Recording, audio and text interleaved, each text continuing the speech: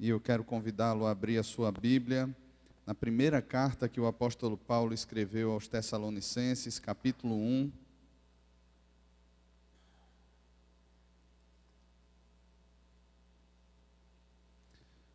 Primeira carta de Paulo aos Tessalonicenses, capítulo 1. Nós vamos ler do versículo 1 até o versículo 10.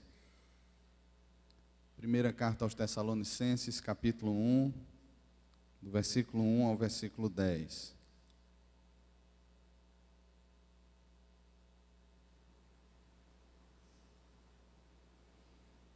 Todos acharam? Amém?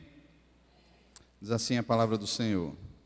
Paulo, Silvano e Timóteo, à igreja dos Tessalonicenses, em Deus Pai e no Senhor Jesus Cristo, graça e paz a vós outros. Damos sempre graças a Deus por todos vós, mencionando-vos em nossas orações e sem cessar, recordando-nos diante do nosso Deus e Pai da operosidade da vossa fé, da abnegação do vosso amor e da firmeza da vossa esperança em nosso Senhor Jesus Cristo. Reconhecendo, irmãos amados de Deus, a vossa eleição, porque o nosso evangelho não chegou até vós tão somente em palavra, mas sobretudo em poder no Espírito Santo e em plena convicção, assim como sabeis ter sido o nosso procedimento entre vós, e por amor de vós. Com efeito, vos tornastes imitadores nossos e do Senhor, tendo recebido a palavra, posto que em meio de muita tribulação, com a alegria do Espírito Santo, de sorte que vos tornastes o modelo para todos os crentes da Macedônia e na Acaia, porque de vós repercutiu a palavra do Senhor, não só na Macedônia e Acaia, mas também por toda parte se divulgou a vossa fé para com Deus, a tal ponto de não termos necessidade de acrescentar coisa alguma. Pois eles mesmos, no tocante a nós, proclamam que repercussão teve o nosso ingresso no vosso meio, e como deixando os ídolos, vos convertestes a Deus, para servirdes o Deus vivo e verdadeiro, e aguardardes dos céus o seu Filho, a quem ele ressuscitou dentre os mortos, Jesus, que nos livra da ira vindoura. Amém. Meus irmãos, dois aspectos poderiam existir mais, que eu penso que, de alguma maneira, impedem que nós vivamos uma fé operosa, um amor abnegado, e essa viva esperança no Senhor Jesus, que Paulo menciona aqui no versículo 3, como sendo marcas daquela igreja em Tessalônica. Dois aspectos que eu penso que nos confundem nessa caminhada. O primeiro deles é um tipo de intelectualismo que não é pregado nas Escrituras, mas que é pregado nos nossos dias. Um intelectualismo evangélico. Pessoas que leem muito, que estudam muito, que se debruçam sobre livros, que buscam muito conhecimento, mas que esse conhecimento tem o fim no próprio conhecimento. Talvez apenas como uma tentativa de responder de forma lógica a perguntas da sua mente, talvez como uma tentativa de se colocar diante dos outros como alguém que conhece, como alguém que sabe, como alguém que pode vencer em debates, como alguém que tem sempre o que explicar sobre alguma coisa no que diz respeito à fé. Outro aspecto que tem confundido muito a caminhada da igreja nesse sentido é o mundanismo. De alguma maneira, nós, se não nos tornamos intelectualizados, pessoas que têm a razão muito bem aguçada para conhecer apenas pelo conhecimento, mas um conhecimento como se fosse estéril, como se fosse frio, que não gera devoção. Por outro lado, nós vivemos a tentação do mundanismo. E mundanismo é a absorção da visão, dos costumes, da caminhada que faz parte desse século, de pessoas que não conhecem a Deus, de que para elas essas coisas são absolutamente normais, fazem parte da sua vida, são coisas que de repente elas pensam que gera liberdade, que gera prazer, que gera satisfação, que trazem conforto, que trazem segurança, e o mundo vive correndo desenfreadamente atrás dessas coisas. Porém, eu penso que desses dois aspectos, tanto o mundanismo quanto o intelectualismo que está presente hoje, existe uma busca, um anseio no coração do homem em tudo isso que é por significado. É como se as pessoas, de alguma maneira, não se satisfizessem em Cristo, não se satisfizessem na obra de Cristo e dissessem assim: eu preciso de algo mais. Eu preciso de algo mais que preencha, eu preciso de algo mais que me afirme, eu preciso de algo mais que me leve ou que leve as pessoas a me considerarem como apto. E nessa caminhada, talvez as boas respostas, talvez o excesso de conhecimento seja um caminho para essas pessoas. Ou então, o que é que tem de mais? Todo mundo faz. Vamos, de alguma maneira, nos inserir. Eu não posso deixar, eu não posso perder os meus amigos, eu não posso perder as oportunidades, eu não posso perder o meu emprego. E nesse caminho, que é um caminho de afirmação também, de aceitação também, as pessoas acabam absorvendo e seguindo esses costumes mundanos. Entretanto, irmãos, havia algo nessa igreja aqui de Tessalônica que seguia como uma marca que distinguia essas igrejas até de outras igrejas. Em Atos, no capítulo 17, do versículo 1 ao versículo 9, Paulo e Silas, eles chegam na cidade de Tessalônica. Na sua segunda viagem missionária, depois de sofrerem perseguições, Paulo chega até a cidade de Tessalônica. E Paulo começa a pregar nas sinagogas, começa a pregar nas praças, e ele sofre perseguição por causa da inveja que havia no coração de muitos judeus.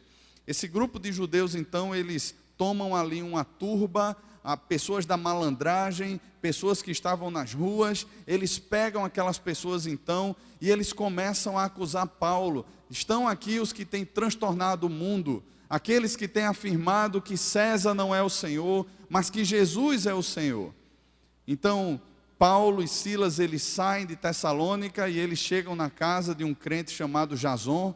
Eles prendem Jason e depois que Jason pagou a fiança, ele é solto.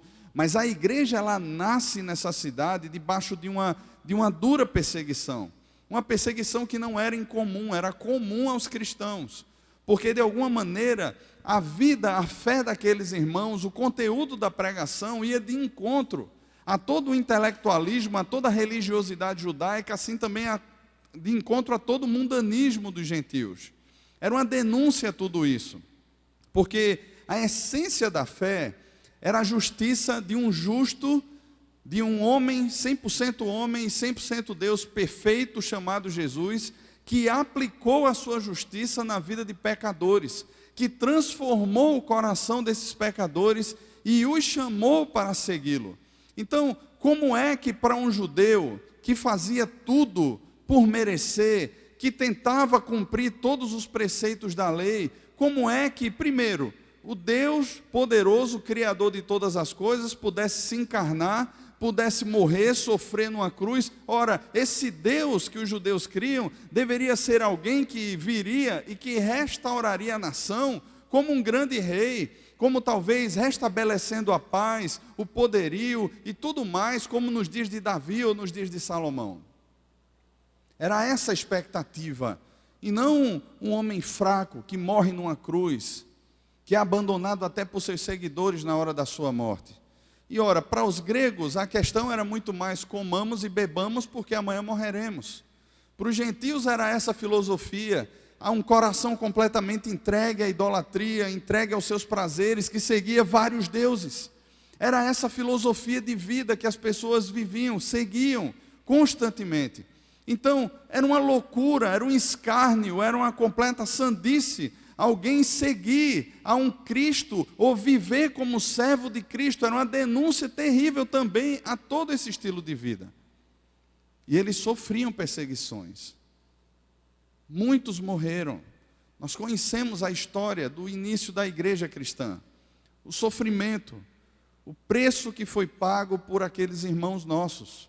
Entretanto, irmãos, na cidade de Tessalônica, ainda que debaixo de muita perseguição, essa igreja nasceu, e essa igreja cresceu, e essa igreja possuía essas marcas, como aquilo que aconteceu de forma tão profunda no seu coração, e os impulsionava agora a aplicar tudo aquilo que eles criam de forma prática no dia a dia. E aqui Paulo então, ele cita essas 3 marcas da igreja que estão aqui no versículo 3. A primeira delas que Paulo fala é que a fé daqueles irmãos era uma fé operosa. E eu penso aqui, irmãos, eu fiquei pensando durante a semana nesse texto, sobre, de repente, a gente entender isso aqui errado. Porque qual é a forma da gente entender errado? É de repente você falar sobre uma fé operosa e citar aspectos do que é uma fé operosa, e aí nós pegarmos tudo isso e dizermos assim, tá bom, então eu vou transformar isso de forma bem executiva em quantos passos eu posso dar para possuir uma fé operosa. Ou de repente a gente falar aqui sobre um amor que é abnegado, que não busca os seus próprios interesses, e nós tomarmos tudo isso e transformarmos no seguinte, vamos lá, 5 passos para viver um amor que não busca os seus próprios interesses. E a gente transformar tudo isso em simplesmente pragmatismo, em simplesmente aspectos ou pontos que a gente possa então cumprir para então sermos. Não é isso que Paulo está dizendo. E é interessante que quando Paulo trata sobre essa questão, ele diz, reconhecendo, irmãos amados de Deus, a vossa eleição. Ou seja, Paulo está dizendo que pelo fato de serem crentes, pelo fato de serem cristãos, não é algo que possa ser produzido por mim ou por você, mas já ao mesmo tempo existe dentro de nós se somos de fato cristãos. Se você é crente, se eu sou crente de fato, habitam esses aspectos no nosso coração. Talvez precisem ser amadurecidos na caminhada, mas já habitam. Não tem como ser produzido pela força do nosso braço. Então o que Paulo reconhece aqui? Que aqueles irmãos possuíam uma fé operosa. A fé daqueles irmãos não era uma fé intelectual apenas. Não eram conceitos, não eram padrões que estavam contidos na sua mente e que agora satisfaziam a sua sede por conhecimento. Ou satisfaziam a sede dos outros por um mero conhecimento. Não era algo que simplesmente se equacionava num quadro e dizia assim, olha, as coisas são assim, respondido, respondido. E se sai para viver a vida como se nada tivesse acontecido. Não é o tipo da fé que muitas vezes professa crer que lançando sobre Cristo toda a nossa ansiedade, Ele cuidará de nós. E sai daqui para viver uma vida ansiosa. Não é o tipo da fé que de repente crê que Deus ele pode abrir os mares, Ele pode mover montanhas, Ele tem poder para salvar e ao mesmo tempo usa da força do braço para conquistar essas coisas. Mas é uma fé que crê de fato no poder de Deus, irmãos, e que depende de Deus, que descansa em Deus, que espera em Deus. E esse, irmãos, é um confronto muito grande ao nosso coração, porque nós somos treinados desde cedo. E mais, o pecado que habita em nós sempre nos conduziu à ideia de que somos um tipo de Deus, que temos algum poder, que somos capazes para alguma coisa, que temos alguma dinâmica, alguma forma de gerir a própria vida, e gerir a vida dos outros, e salvar a nossa vida, e salvar a vida dos outros, e não temos. Eu não tenho, você não tem, nenhum de nós tem.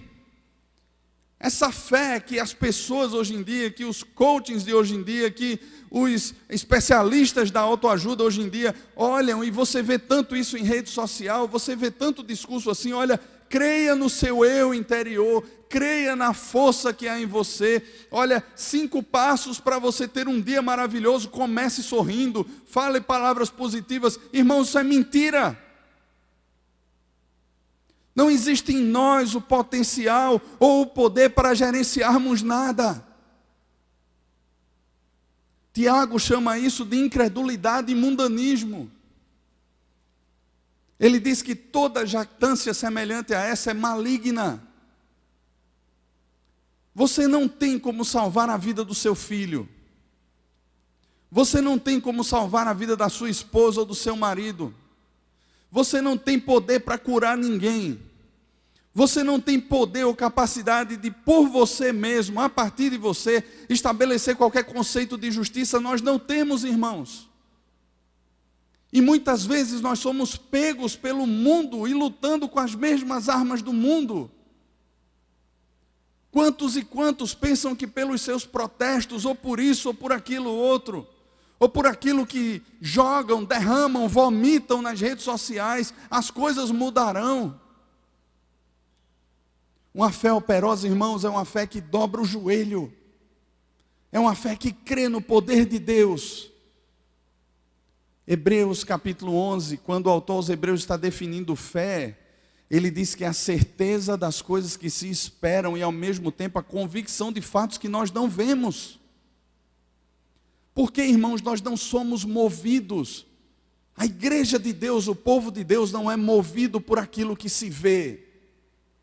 Aquilo que os incrédulos olham para mim, para você e dizem assim: olha, isso aí é o seu mundo, mas no mundo real é outra coisa. Eu ouvi isso esses dias, irmãos. Olha, isso aí é no seu mundo é assim, mas olha, no mundo real, o que move o mundo real é o dinheiro.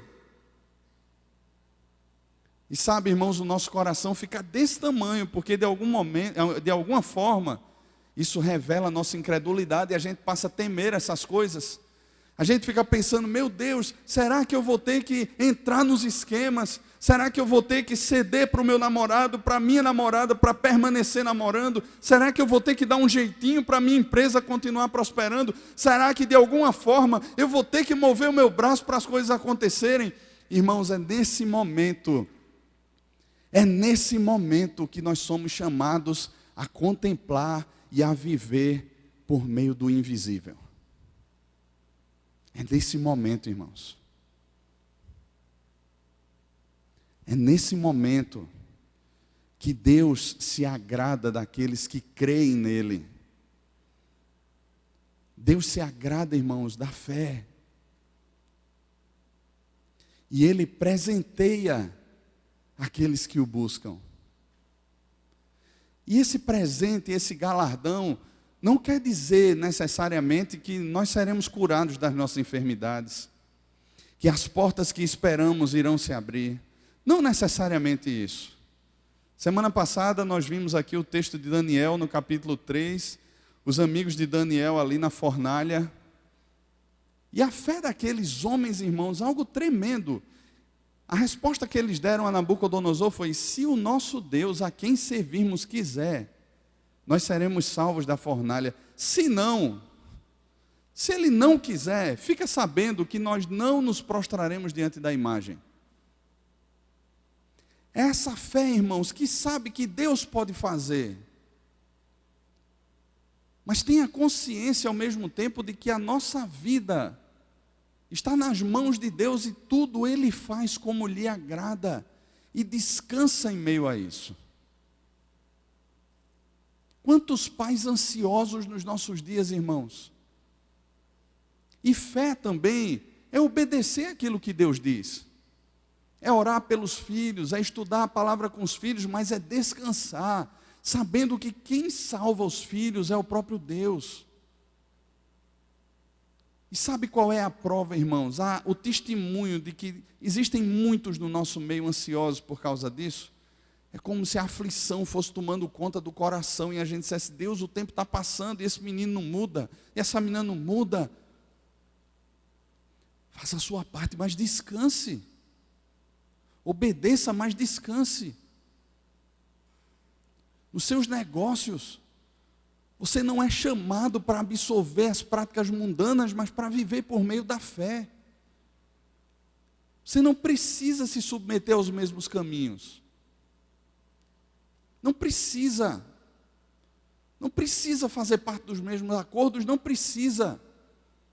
Isso diz respeito, irmãos, a quem está preso, a quem está morto nos seus delitos e pecados, a quem não foi liberto, mas nós fomos libertos para crer. Crer num Deus que pode todas as coisas, irmãos. Crer num Deus que surpreende. Você não precisa garantir o seu pão de cada dia. O pão nosso de cada dia, Ele nos dá hoje. Ele cuida de mim e de você, Ele não deixa faltar. Ele cuida. Uma fé operosa, irmãos, é uma fé que crê de fato em Deus. Não é simplesmente um conto da carochinha. Não é simplesmente uma historinha que se conta para os filhos e muitas vezes nós nem cremos. Mas é uma fé que se move. E é uma fé que é refletida em aspectos comuns, diários, do dia a dia, coisa que a gente está vivendo lá. As respostas passam a ser dadas não por aquilo que A, B ou C pode fazer por mim, não por aquilo que eu posso fazer por mim, mas naquilo que Deus faz, naquilo que Deus é. Mas há um segundo aspecto que Paulo fala aqui, que comprova que aqueles irmãos são crentes. E ele diz que é a abnegação do amor. E eu penso que amor nos nossos dias, no conceito mundano que tem sido pregado por aí, amor se tornou sentimentalismo barato. Então a pessoa diz que ama hoje e desama amanhã, porque é algo completamente descartável, é algo que é líquido, é algo que é plástico, é algo que é passageiro. Mas amor de fato, irmãos, é conhecido quando nós compreendemos aquilo que Cristo fez na cruz. O que João nos explica na sua primeira carta, no capítulo 4, é que por Deus ser amor e ter revelado o seu amor por nós, nós passamos a conhecer de fato o amor. E com esse mesmo amor que Deus nos amou, nós passamos a amar também. De modo que aquele que não ama, não conhece a Deus. É esse amor, irmãos, incondicional de Deus. É esse amor onde o justo se entregou pelo injusto. É esse amor que me leva à compreensão da miséria que eu sou, do tamanho do meu pecado. É esse amor que me humilha, que me leva agora a ter um coração humilde e disposto a amar. Porque a palavra que João usa lá no capítulo 4 é a mesma palavra que nós traduzimos como esse amor que não depende de condições. E é a mesma palavra que Paulo usa aqui também. Que é um amor que só pode ser desfrutado quando se conhece a Deus. Por isso ele não pode ser produzido. Todas as vezes que eu tento produzir esse amor, ou que qualquer pessoa que não conhece a Deus tenta produzir esse amor, pela força do braço, ele é um amor idólatra. Porque por mais bonitinho que ele aparente ser, o que no final ele quer são os aplausos. O que no final ele quer são os seus próprios interesses satisfeitos. É aquela história do cara que é casado e diz assim: olha, eu descobri a forma de deixar a minha esposa feliz e agora eu tenho sempre uma boa noite. Você que é casado, você está entendendo aí o que é que eu estou dizendo. E aí ele chega em casa, lava os pratos, faz as coisas, isso e aquilo outro, a esposa chega, como ele me ama, como ele cuida de mim, tudo arrumadinho, tudo bonito, vamos ter uma boa noite de amor. Veja, o que esse cara está fazendo não é pensando na esposa em última instância. Não é no bem, não é aquele amor que está dizendo assim, olha, eu vou servir a ela por amor, ainda que eu durma no sofá. Mas é aquele tipo de amor que está jogando, maquiando a coisa, fazendo a coisa, para simplesmente receber algo que quer depois. Esse é um amor condicional, é um amor que é produzido na força do braço. Porque se vários dias seguidos, esse amor não for correspondido na expectativa daquele que está fazendo o ato de lavar os pratos, ele deixa de fazer. E ele se torna então aquela cobrança arrogante que diz assim, mas eu estou fazendo tanto por você e você não faz nada por mim. Você não vê o que eu faço por você. Você não vê o quanto eu me dou por você. O quanto eu tenho tentado agradar você. Perceba que no final das contas é o ego falando. É o orgulho falando. É o desejo de ser satisfeito no outro falando. Não é amor de fato. O amor abnegado que Paulo fala aqui nessa carta é aquele amor que faz, que ama de fato, sem buscar nada em troca. É o amor que por tanto amar, sofre perseguições. É o amor que por tanto amar, está disposto a morrer da mesma forma que o amor morreu na cruz. É o amor que não busca os seus próprios interesses, que não busca aplausos, que não busca a glória dos homens, que não dá com uma mão, mostrando a outra mão o que está fazendo, para de alguma forma as pessoas verem e aplaudirem. Jesus diz que quem faz assim já recebeu a glória dos homens. Já recebeu o que queria. Quero uns aplausos. Mas esse amor abnegado, irmãos, é esse amor que vem de Deus, que move o coração, que administra agora a vida segundo a matemática do reino. A matemática do mundo é ganhe para ganhar cada vez mais. Ganhe, seja bom, faça por você. Ninguém vai fazer se você não fizer. Então, se necessário for, use as pessoas como degraus para você atingir o que você quer, porque o que vale é você. Na matemática do reino é quem quer ser o maior, seja aquele que serve. Que serve. E o serviço, irmãos, é prova de amor. Quando a gente nega por causa do amor da cruz, assim como ele abriu mão de toda a sua glória e se humilhou assumindo a forma de servo, tenham em vocês esse mesmo sentimento. Tenham em vocês esse mesmo sentimento. É o que Paulo nos ensina em Filipenses capítulo 2, a partir do versículo 5. Isso é amar, irmãos. Mas um terceiro aspecto que Paulo fala aqui é essa firmeza da esperança no Senhor Jesus. No versículo 10 ele diz: e para aguardardes do céu o seu Filho, a quem ele ressuscitou dentre os mortos, Jesus, que nos livra da ira vindoura. E no capítulo 4, quando ele está tratando sobre isso, ele fala sobre essa esperança no Senhor Jesus. Ele trata sobre essa questão da esperança, da vinda. Essa esperança não é apenas nas coisas que possam mudar. Não é uma esperança que está firmada nos valores ou nos padrões mundanos, que de repente as coisas podem ficar boas agora, pode ficar tudo bem. A economia está bem, está todo mundo sorrindo. Todo mundo com dinheiro no bolso, então a esperança está renovada. O slogan de campanha de um presidente há anos atrás: a esperança venceu o medo. Não, irmãos. A esperança que o apóstolo Paulo trata é uma esperança que não perece. E aqui no capítulo 4, versículo 13, ele diz o seguinte: não queremos, porém, irmãos, que sejais ignorantes com respeito aos que dormem, para não vos entristecerdes como os demais que não têm esperança. E na primeira carta aos Coríntios, no capítulo 15, o apóstolo Paulo fala sobre esperança, porque era pregado uma heresia dentre os irmãos da igreja, dizendo assim: olha, Cristo não ressuscitou. Cristo não ressuscitou. E se Cristo não ressuscitou, irmãos, Paulo traz esse argumento, como se Cristo não ressuscitou, como dizem alguns dentre vós, é vã nossa fé, é vã nossa pregação. Nós permanecemos nos nossos pecados e temos asseverado que Deus fez algo que Ele não fez. Somos mentirosos diante de Deus.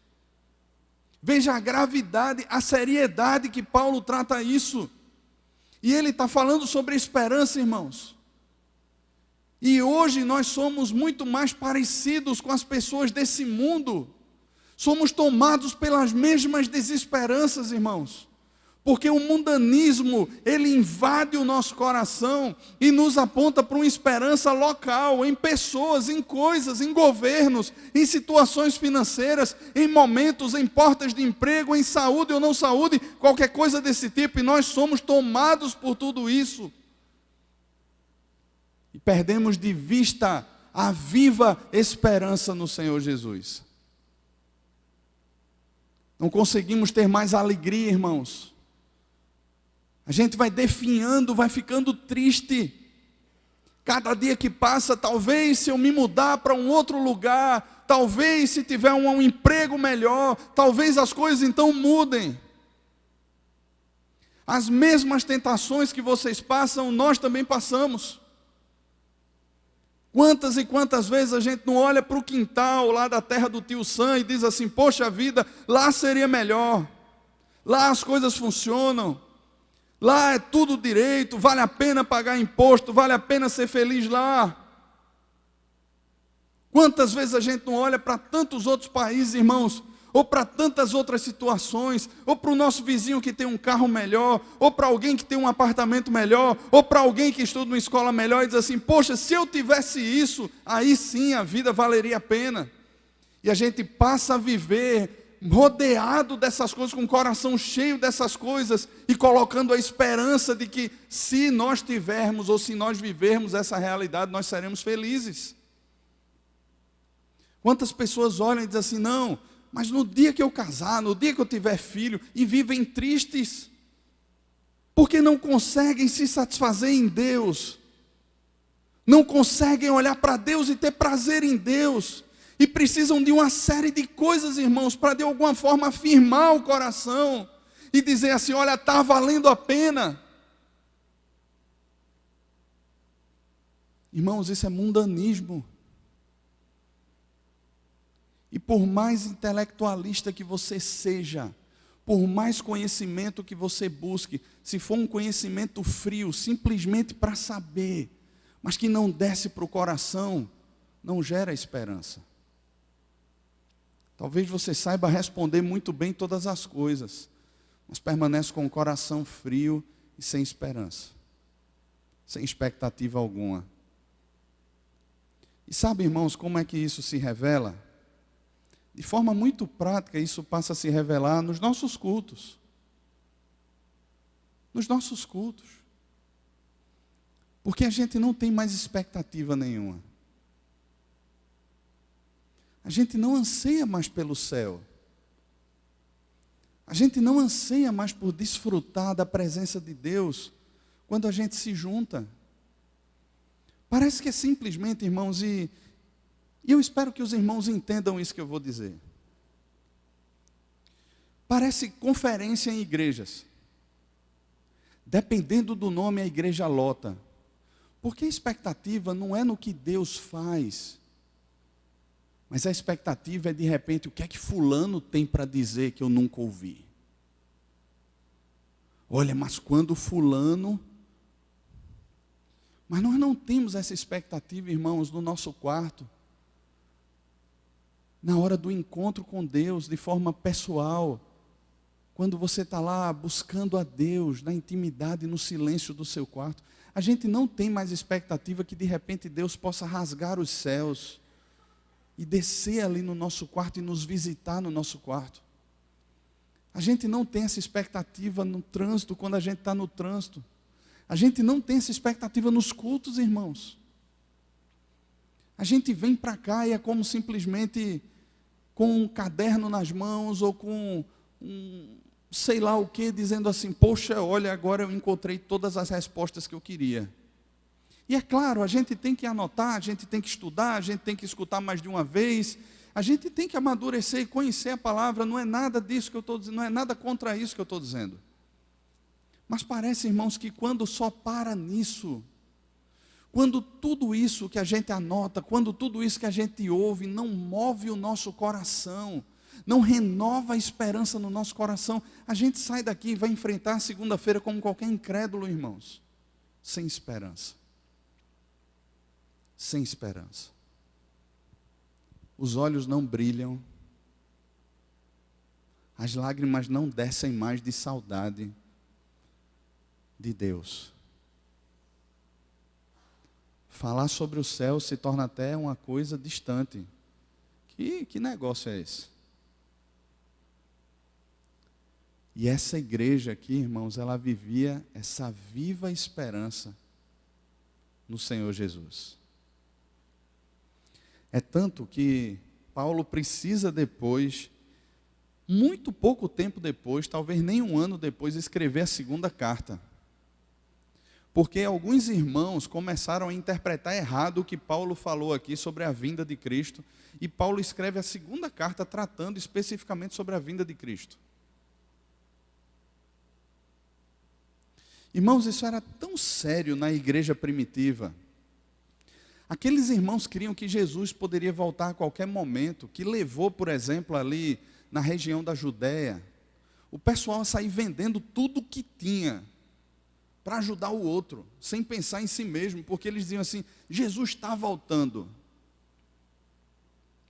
Paulo, por exemplo, ele cria que Jesus voltaria nos dias dele. E o que ele fala na segunda carta é que Jesus ele virá como um ladrão. Quando as pessoas estiverem dizendo assim, está tudo bem, está tudo em paz, está tudo certo, ele virá. Nós não sabemos o dia nem a hora, irmãos. E longe disso ser um medo para nós, deveria gerar em nós essa expectativa de todos os dias nós acordarmos e afirmarmos assim: Senhor, será que é hoje? Será que é hoje que o Senhor volta? Era esse o anseio, irmãos, que deveria existir no nosso coração. De se estamos vivos, vivermos aqui contemplando a face de Deus e caminhando, mesmo que em meio às trevas, vendo o invisível. Mas ao mesmo tempo, todos os dias, diante de Deus, acordando e perguntando: Senhor, será que é hoje? E veja, não é será que é hoje porque eu não aguento mais essa vida. Não é será que é hoje porque eu não aguento mais esse Liseu terrível, eu não tenho R$1 no bolso. Mas Senhor, será que é hoje porque eu não aguento mais de tanta saudade do Senhor? Senhor, será que é hoje porque o que eu mais quero é contemplar a Tua face? Senhor, será que é hoje porque nada aqui que eu possa ter se compara à glória do Senhor? Senhor, será que é hoje porque nada de demonstrações de amor, de afeto, de carinho se comparam àquilo que o Senhor demonstrou por mim naquela cruz? Senhor, será que é hoje porque nada nem ninguém pode satisfazer o meu coração como o Senhor pode? Irmãos, nós perdemos isso. Perdemos isso. Talvez a gente saiba isso de có e salteado. Talvez a gente seja tão existencialista, tão mundano, que a gente acha que isso é até loucura.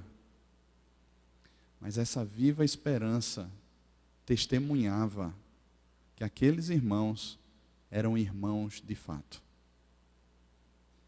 E aí a questão é muito simples, irmãos.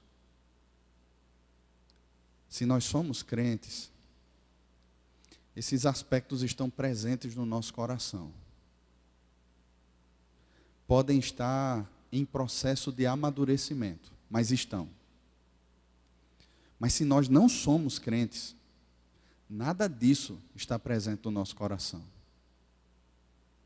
E eu digo uma coisa a você: a quem não é crente, se aplica a filosofia dos epicureus e estoicos. Se não quer entregar a vida a Cristo, coma e beba, porque amanhã você vai morrer.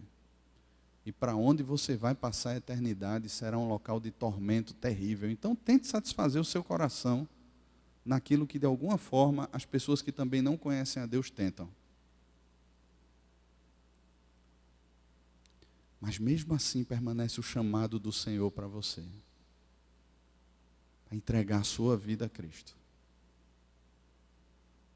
Assim como Micael fez aqui nessa tarde, testemunhando de algo que Cristo fez no coração dele, assim como eu fiz e tantos outros irmãos aqui fizeram, é o dia da oportunidade de entregar a sua vida a Cristo.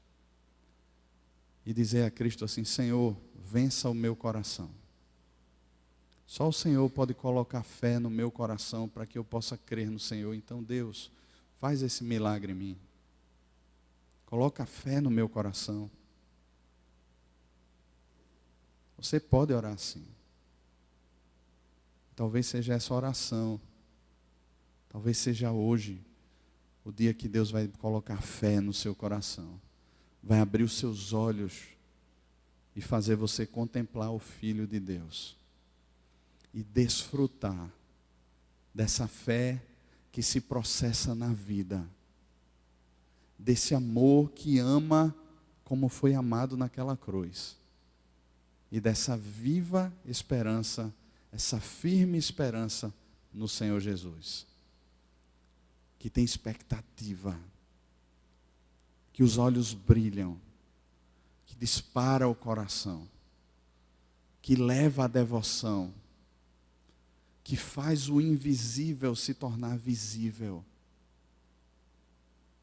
que toca aquilo que ninguém está tocando, que ninguém está vendo, que sonha com aquilo que para qualquer outro é loucura, que anseia, que tem sede pelo Senhor. Vamos orar? Feche os seus olhos, curve a sua cabeça.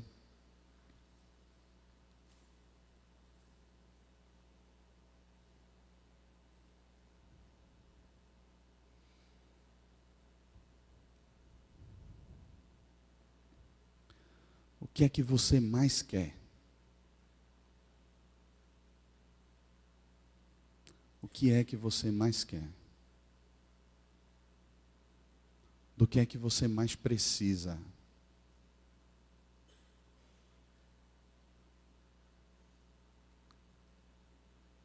Do que é que você mais precisa? Só há uma resposta para essas perguntas, irmãos. É um nome. Uma pessoa. O Alfa e o Ômega. O princípio e o fim. O Senhor de todas as coisas. Aquele que diante dele se dobrará todo o joelho sobre a terra, nos céus e debaixo da terra. A resposta é Jesus para todas elas. Não existe outro nome dado entre os homens pelo qual importa que sejamos salvos. Não existe outro caminho, não existe outra verdade, não existe outra vida.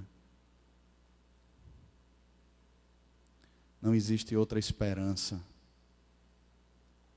Não existe outra expectativa.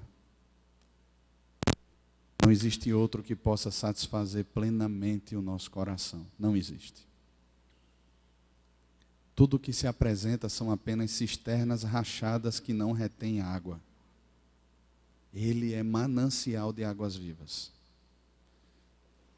E Ele quer fazer do nosso interior fluírem rios de águas vivas. Para que nunca mais você tenha sede. Ele nos dá essa esperança, irmãos, de que um dia estaremos com Ele. De que Ele mesmo enxugará dos nossos olhos toda a lágrima. De que não haverá mais pranto nem dor.